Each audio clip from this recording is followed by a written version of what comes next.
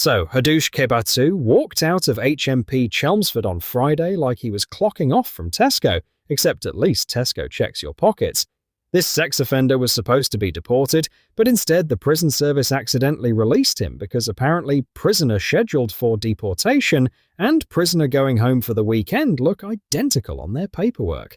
They found him 2 days later in Finsbury Park. 2 whole days. He was probably waiting for a bus. That's how confident he was that nobody would notice. But here's the kicker. Britain released 262 prisoners by mistake last year. That's double the previous year.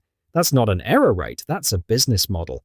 They're running prisons like Argos. Take a ticket, collect your freedom, no questions asked. Meanwhile, drones are dropping drugs to cell windows like Deliveroo for inmates.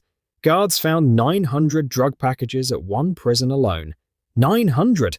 At that point, you're not running a prison, you're running a distribution center.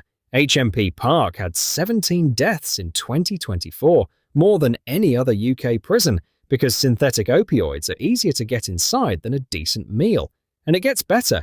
25% of prisoners are in overcrowded cells. One prison installed toilets directly next to prisoners' heads because apparently British prisons are pioneering immersive dining experiences.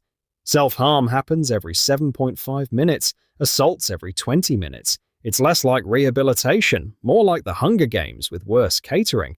But the real genius? The government releases prisoners 70 days early to ease overcrowding, then recalls them for missing probation appointments because they're homeless. 32,500 people were recalled to prison in 2024, a 27% increase. They've created the UK's first criminal justice subscription service. Cancel any time, but you'll be back next month. The prison system came within days of collapse multiple times last year. New prison construction costs doubled to £10 billion, yet one facility burned through 750 officers in 2 years and kept only 272. That's not a staffing crisis, that's a mass evacuation. So Britain's got a sex offender walking out the front door while guards are too busy watching drones fly overhead and prisoners are digging escape tunnels with plastic sporks. At this rate, we should just put a revolving door on every prison and cut out the middleman.